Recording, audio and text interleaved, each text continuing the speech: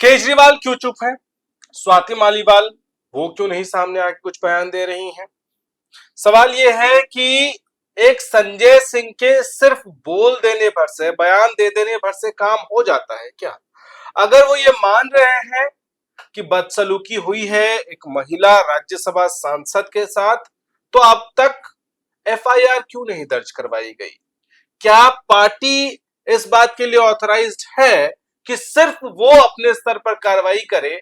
क्या ये criminal offence नहीं है इस देश के कानून के हिसाब से कि अगर किसी महिला के साथ, खास तौर से महिला सांसद के साथ बदसलूकी हुई है और जैसा आरोप है कि उनको पीटा गया है, तो देश के कानून के हिसाब से एफआईआर क्यों नहीं दर्ज हुई है? ये तमाम सवाल बीजेपी वाले उठा रहे हैं, बहुत सारे लोग इस देश में पूछ रहे हैं और इसी पर आज हम चर्चा करेंगे, क्योंकि इस पर बहुत सारे रिएक्शंस आ रहे हैं, बहुत सारे न सिर्फ बयान आ रहे हैं, सड़क पर भी हम लोगों को देख रहे हैं। मनीष मासूम जी, वरिष्ठ पत्रकार, हमारे सहयोगी हमारे साथ मौजूद हैं। मनीष जी, बहुत सारे सवाल सुलगने लग गए अचानक से।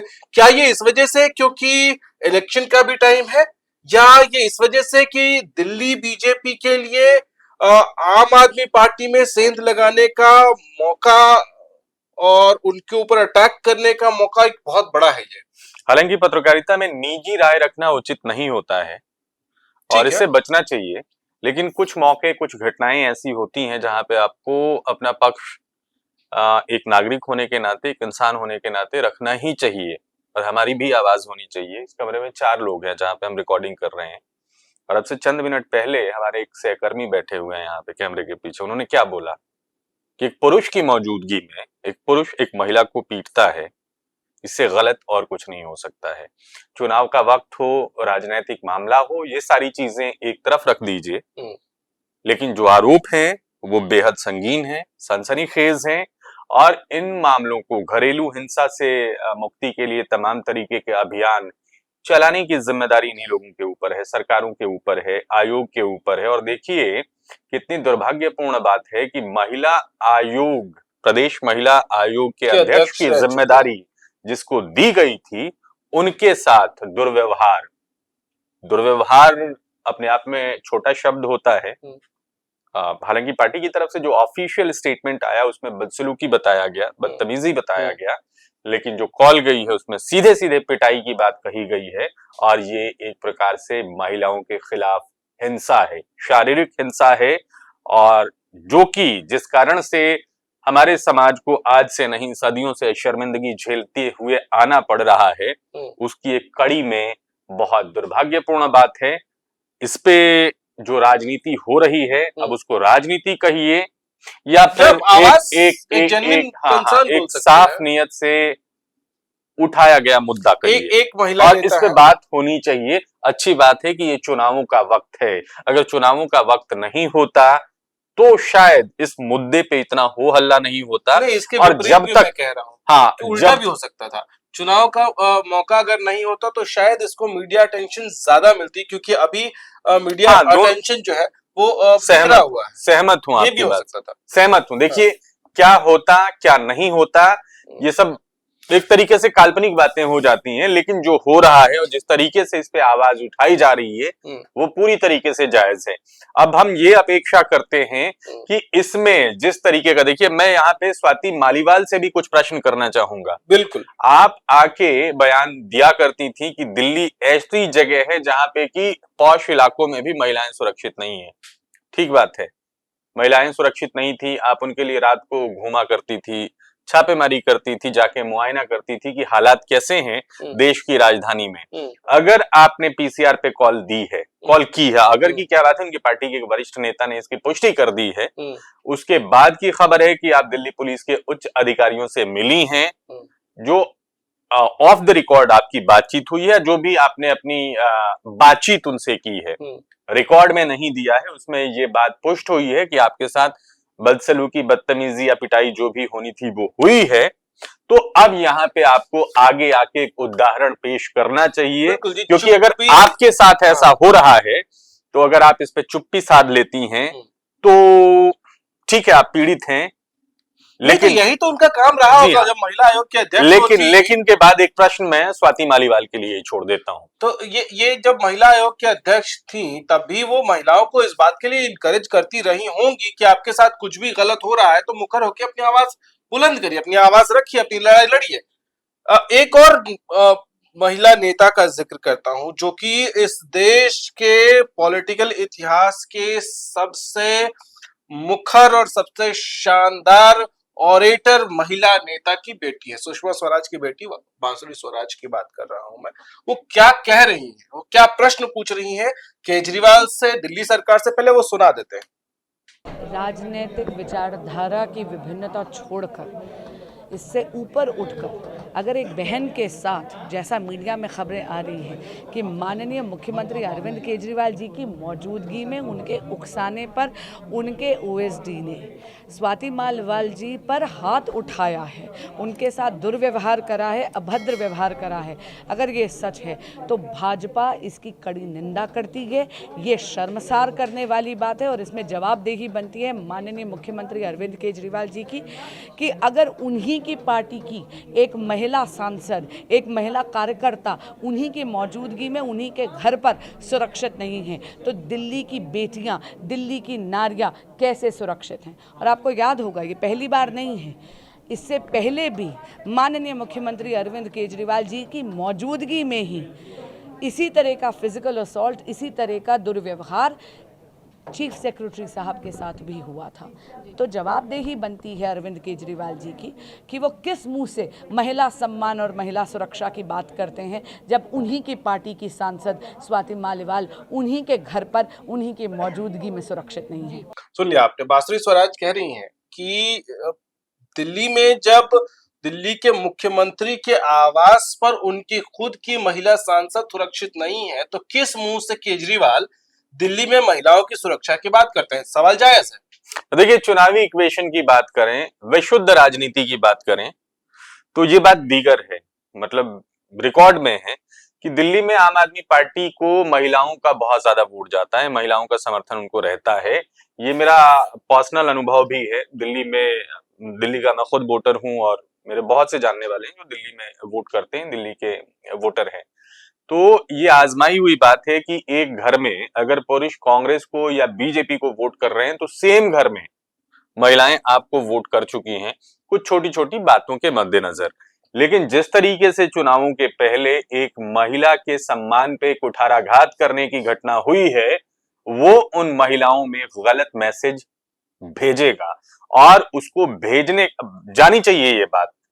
अगर सही है तो सही, गलत है तो गलत, लोगों तक बात जानी चाहिए। हाँ। और इसको उठाने का माध्यम जो आज भारतीय जनता पार्टी के नेता के रूप में हमें दिख रहे हैं वो कहीं से कोई कमी नहीं छोड़ रहे हैं। आपने बांसुरी स्वराज का जिक्र किया, दिल्ली के दो ऐसे भारतीय जनता पार्टी के थोड़े से क्रांतिकारी कार्यकर्ता हैं, उनकी भाषा में मैं मतलब अपने क्रांतिकारियों से तुलना नहीं कर रहा हूं, कपिल मिश्रा और तजिंदर बग्गा, ये लगातार एक्टिव हैं और उसके बाद से इंसाफ की मांग कर रहे हैं कि हमारी बहन के साथ ऐसा हुआ है तो इंसाफ मिलना चाहिए। वीरेंद्र सचदेवा, हिमंता विश्व शर्मा की बात जरूर सीएम है, उनसे भी पत्रकारों ने पूछ लिया और उन्होंने तो एक कदम आगे बढ़ के क्या कहा है, पहले वो सुन लीजिए फिर उस पर करते हैं चर्चा। पहले केजरीवाल ने पहले चीफ सेक्रेटरी का पिटाई किया, वो भी एलिगेशन है। कल सुबह वो राज्यसभा सांसद को भी पिटाई किया। मेरा लगता है कि राज्यसभा का हमारे जो भारत का वाइस प्रेसिडेंट है, जो राज्यसभा का चेयरमैन है, उनको 100 मतों कॉग्नाइजेंस लेना चाहिए कि राज्यसभा का सांसद को एक चीफ मिनिस्टर कैसे पीट सकता है।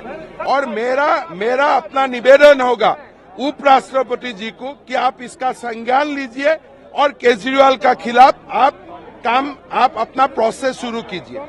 ये तो कह रहे हैं कि भारत के वाइस प्रेसिडेंट जो कि अध्यक्ष हैं राज्यसभा को, उनको अपनी तरह से सुओ मोटो की तरह कुछ आगे बढ़ के करना चाहिए। नहीं, लॉजिकल बात कही है। हिमंता अच्छे वक्ता हैं और अपनी बात कह जाते हैं, साफ गोई से जो बात कहते हैं उसके पीछे तर्क जरूर होता है। उन्होंने ये बात कही है कि भाई इसमें राज्यसभा के उपाध्यक्ष, देखिए एक आम महिला के साथ साथ संसद के उच्च सदन की सदस्य के साथ ये बदसलूकी हुई है तो एक तरीके से ये सांसदों की गरिमा का भी प्रश्न है और महिला सांसद की गरिमा का प्रश्न है। इसमें हरिवंश को खुद से स्टेप इन करते हुए पूरे मामले को जानना चाहिए। अच्छा, मुझे और दूसरी बात, एक चीज थोड़ा सा मैं समय ले रहा हूँ।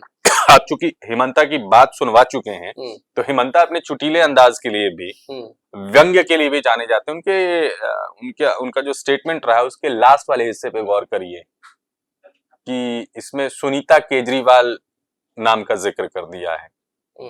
तो कहीं से कोई छोड़ना नहीं चाहता है भाई, तो अब इसमें आके स्पष्ट करना चाहिए कि मामला है क्या। यही मैं ये आम आदमी पार्टी के नेताओं को देखिए, कल संजय सिंह ये स्टेटमेंट देते हैं। जिस वक्त संजय सिंह प्रेस कॉन्फ्रेंस कर रहे थे, हम लोग बात कर रहे थे, देख रहे थे, उस वक्त अरविंद केजरीवाल कुरुक्षेत्र में चुनावी कार्यक्रम में व्यस्त थे। वो वहां पे थे, यहाँ पे संजय सिंह ने बयान दिया है, लेकिन मामला इतना गंभीर हो चला है कि इसमें खुद अरविंद केजरीवाल को बयान देना चाहिए, क्योंकि उनके सरकारी आवास पे ये मामला हुआ है। आप कुछ कह रहे थे। मैं ये कह रहा हूं, मैं यही कह रहा था जो आप कह रहे हैं कि सिर्फ बयान देने भर से काम चल जाएगा, या संजय सिंह जो कह रहे हैं कि इसमें कार्रवाई की जाएगी, कड़ी कार्रवाई की बात अरविंद केजरीवाल ने की है, तो ये कार्रवाई सिर्फ पार्टी के लेवल पे होगा, या अगर देश के कानून के हिसाब से देखें तो भी ये क्राइम है? और अगर क्राइम है तो एक तरफ तो हेमंत जो डिमांड कर रहे हैं कि राज्यसभा की तरफ से ये एक्शन लिया जाना चाहिए, वाइस प्रेसिडेंट ऑफ इंडिया को इसमें इनिशिएट करना चाहिए। दूसरी तरफ पुलिस क्या सुओ मोटो नहीं ले सकती है, क्योंकि उनको पीसीआर पे ऑलरेडी कॉल आ चुकी है। और अब ऐसे में खुद स्वाति मालीवाल भी, जो हम बोल रहे हैं कि वो सवालों के घेरे में है, वो सामने क्यों नहीं आ रही? बिल्कुल आना चाहिए। मैं तो पहले बता दिया कि स्वाति मालीवाल के सामने एक प्रश्न छोड़ रहे हैं हम, क्योंकि आप महिला अधिकारों की लड़ाई लड़ चुकी हैं, आपने दिखाया, आपने प्रश्न उठाया है, लेकिन जब आप खुद विक्टिम हैं तो आपने ठीक है, आपने पीसीआर कॉल कर दी, लेकिन आगे की फॉर्मेलिटी कौन करेगा? अगर आपके साथ बदसलूकी हुई है, हिंसा हुई है, तो उसको भी जो कानूनन सजा मिलनी चाहिए, उसके लिए आपको कदम बढ़ाना चाहिए। आप एक चीज, हाँ बोलिए ना प्लीज, बताइए। क्या ये हो सकता है कि उस वक्त तो क्योंकि ऐसा माहौल बना होगा, ऐसा अग्रेशन, उनको खौफ डर महसूस हुआ होगा, उस वक्त उनके साथ बदसलूकी हुई, मारपीट हुई, जो भी उसका तथ्य सच है वो अलग, तो उस समय उन्होंने कॉल कर दी। बाद में क्या उनके ऊपर पार्टी की तरफ से, अरविंद केजरीवाल की तरफ से, पार्टी के और बड़े लीडर्स की तरफ से क्या कोई दबाव दिया गया होगा कि भाई आप, ये पार्टी की इज्जत का सवाल है, पार्टी को इससे बहुत नुकसान होगा, इसलिए आप कोई ऑफिशियल स्टेटमेंट ना दे, ऐसा कुछ प्रेशर हो? नहीं, ऐसा मुझे नहीं लगता है। अगर ऐसा दबाव होता तो फिर संजय सिंह क्यों आए सामने? फिर मामले को पूरी तरह से चबा जाते, लोग अंदाजे लगाते। आज वो पॉसिबल नहीं है। आज की तारीख में आप कहीं भी जाएंगे, लोग आपसे सवाल पूछेंगे। ठीक है, पीसीआर कॉल हुई थी, कल तक यही बात हो रही थी ना कि भाई चलो पार्टी की तरफ से कोई वर्जन नहीं आया, कुछ मालूम नहीं। मैं खालिस राजनीति की बात कर रहा हूँ, इसमें मानवीय पक्ष कहीं नहीं है। अगर महिला सम्मान और मानवीय पक्ष की बात करें तो उस पर हमने बात कर ली, लेकिन अगर आप राजनीति की बात कर रहे हैं कि इस पे दबाव पड़ा होगा, तो मेरा अनुमान देखिए, इसमें हम अनुमान ही लगा सकते हैं। क्या हो रहा है, नहीं हो रहा है, उसकी गारंटी नहीं ली जा सकती है। उसकी गारंटी पुलिस ले सकती है छानबीन करने के बाद, या जिन लोगों के सामने मारपीट हुई है, जो लोग मारपीट में शामिल रहे हैं, जिन्होंने देखा है, वही इसकी गारंटी ले सकते हैं। लेकिन स्ट्रेटेजिकली, पॉलिटिकली आप बताइए, अगर इस मामले को दबा के ही खत्म करना था तो स्पष्टीकरण देने की क्या जरूरत थी? मेरा अपना मानना है। नहीं, वो शायद इस वक्त मुश्किल हो जाएगा, क्योंकि नहीं तो अगर मुश्किल, मीडिया का दौर ठीक है, मुश्किल हो जाएगा, तो जो आपने अधूरा सच या कम सच सामने आके लोगों को बताया है, डाइल्यूट करने की कोशिश है। तो अब डाइल्यूट कैसे करेंगे? अब तो आप खुद कह रहे हैं कि सोशल मीडिया का जमाना है, हम सब जान रहे हैं कि सोशल मीडिया का जमाना है और चीजें वायरल होती हैं। हर आदमी के पास उसका मोबाइल है, उससे वो चीजें सुनता है, देखता है, समझता है। लेकिन वो कहते हैं ना कि अधूरा सच जो होता है ना, वो बहुत खतरनाक होता है। उसमें कोई कुछ भी सोच सकता है ना। सुनीता केजरीवाल का नाम आना, उसका माफ कीजिएगा, उनका शाजिया इल्मी, जो कि उनकी पार्टी की नेता कार्यकर्ता रही हैं, उनका इस तरीके से तंज कसना कि सुल्तान के शीश महल में, ये बाकायदा शब्द सुनवा दे। हाँ, सुनवा सकते हैं। एक बार सुनवा देते हैं, सुनिए शाजिया इल्मी क्या कह रही हैं।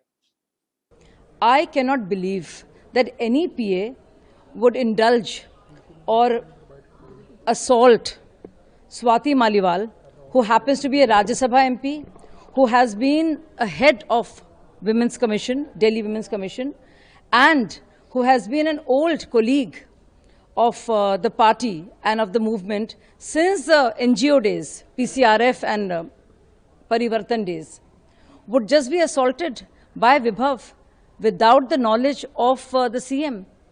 I cannot believe it. Nobody buys it. Nobody is convinced. I have seen the filth that there is there in the party, the sordid state of affairs, and what all goes on, how murky it all is, and which is why some of us just left the party, because it was untenable for us to stay there. But finally, people are getting to know what is the reality of this man and what goes on in the Sultan's Sheesh Mahal. People are getting to know the truth about this party and the going-ons within the CM. तो इस पूरे प्रकरण के गौरव जी 3 किरदार जो हैं वो बेहद अहम हैं।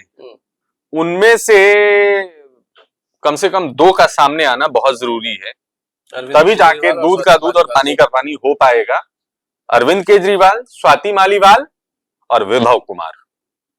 ठीक है, चलिए तो इंतजार हम भी करेंगे, अपडेट आपको देते रहेंगे। वैसे सच ये है कि सड़क पर भी अब ये मांग उतर आई है, लोग उतर आए हैं इस मांग को लेकर कि इस मामले की सच्चाई, इस मामले में अगर सच्चाई है तो एक्शन, इन सब में देर नहीं होनी चाहिए। हम आपको अपडेट करते रहेंगे। उम्मीद है कि आपने हमें फॉलो कर लिया होगा। अगर फॉलो नहीं किया है तो इस वक्त तत्काल फॉलो कर लीजिए ताकि हमारे वीडियोस आपसे मिस ना हो जाए। नमस्कार।